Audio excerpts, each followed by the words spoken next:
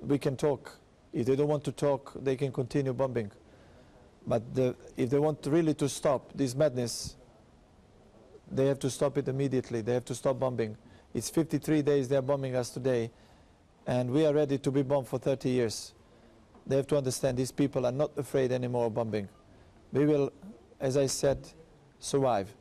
But if they are talking about democracy, if they are talking about human rights, if they are telling to the world they are human, but they kill more than 1,500 innocent civilians in this country, kill more than 300 children, innocent children.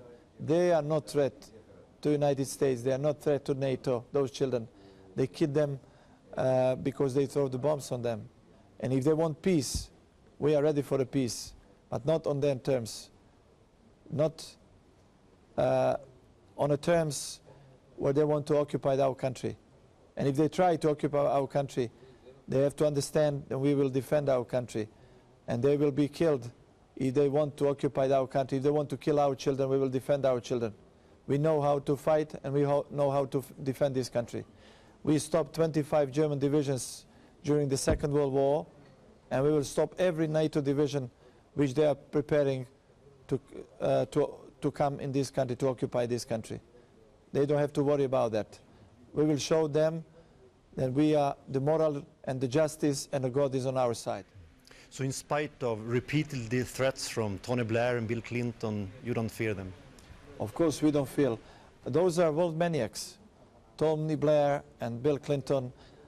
First of all, Bill Clinton started this war because he wanted to cover the big affair with Monica Lewinsky. Is this true that the Monica Lewinsky took out his brain so he can't anymore think? I don't understand how the President of the United States can come so low to bomb one sovereign, independent, and member country which is member of the United Nations and which is the founder of the United Nations. You have to be mad to do that. So only through United Nations this conflict can be solved from your point of view? Of course, only through United Nations in one peace manner. And to tell you immediately, we are not going to accept NATO troops. At all? We are not going to accept NATO troops, not even as a peacekeeping force, because you can't attack people, kill children and innocent people in this country and then paint everything in blue and come as a peacekeeping force. We don't accept that. Their hands are full with the blood. They are criminals, war criminals for us, and we will never accept anyone from NATO coming to this country as a peacekeeping force. When we met last time, it was 91, I think, at your ice cream bar outside the stadium here in Belgrade. You were fighting together with the Tigers outside Vukovar and later on in Bosnia. Yes. Are your units before or now under the bomb attacks working in fighting in Kosovo?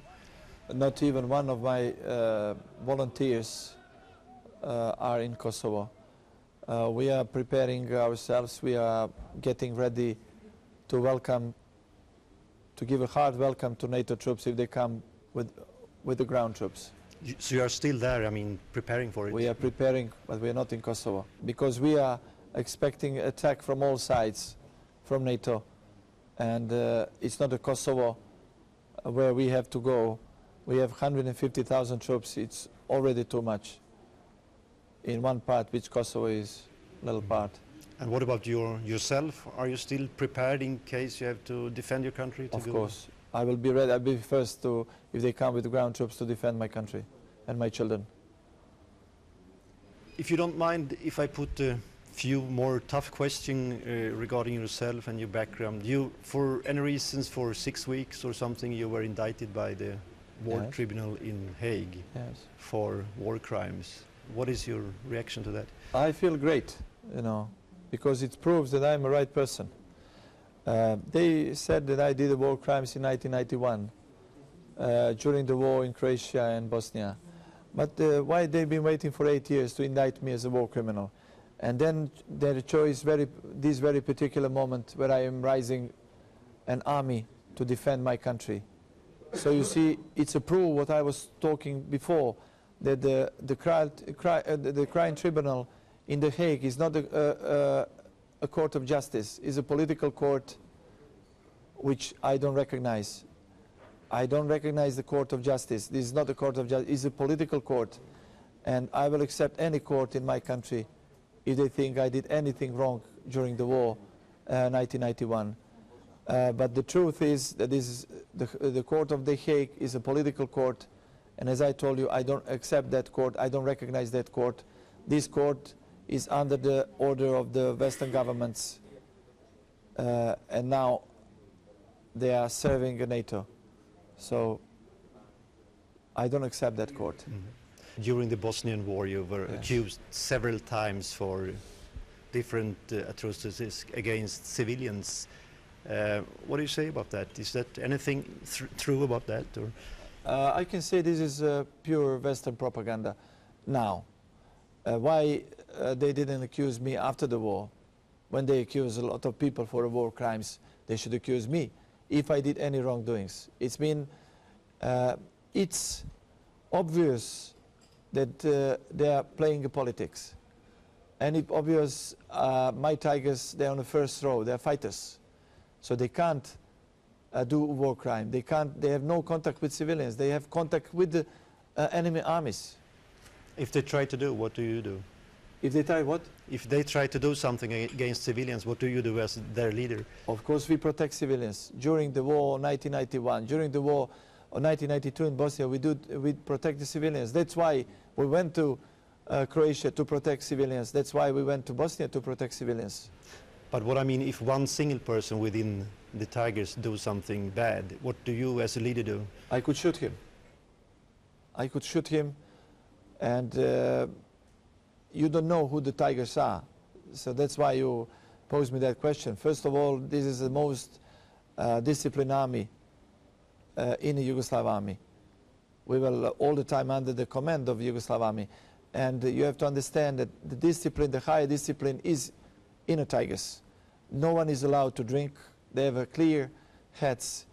They are thinking. They're not drinking so they can't think.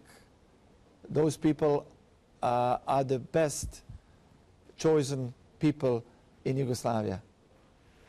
May I ask you? They are real soldiers. They are intellectuals. They are men with universities. They are private businessmen, all structures, students. So you have to understand, I refuse any allegations that my Tigers did any war crime during the war in Bosnia or during the war in Croatia. Can you say anything about how many you are right now?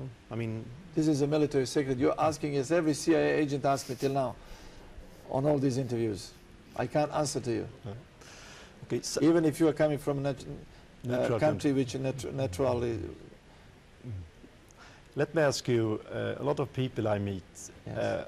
When you mentioned Arkan, sort of, they feel scared or sort of a dangerous man. Or what? Only enemies, not the friends, not the Serbian people. Because they know I'm here and I will give my life to protect my people and my children and their children too. That's why I went in that war. But you have friends outside as well, I guess, not only... Of course I have friends outside. I have friends everywhere, all around the world, and I'm very proud to have so many friends. Finally, the final question, Arkan, even what you already told me about the Hague Tribunal, Yes. would you ever consider to go to the Hague to prove your innocence? But I told you that I don't recognize that court. When you don't recognize someone, when you think he's nothing. And when I told you then it's a political court, we have already 3 Serbs killed in that court, in that prison, their prison. So what do you think we are thinking about that court, people of Yugoslavia? We don't consider that as a court of justice. It's a political court, and we don't consider that as a court of justice. Thank you very much. You're welcome. Thank you for You're coming. welcome.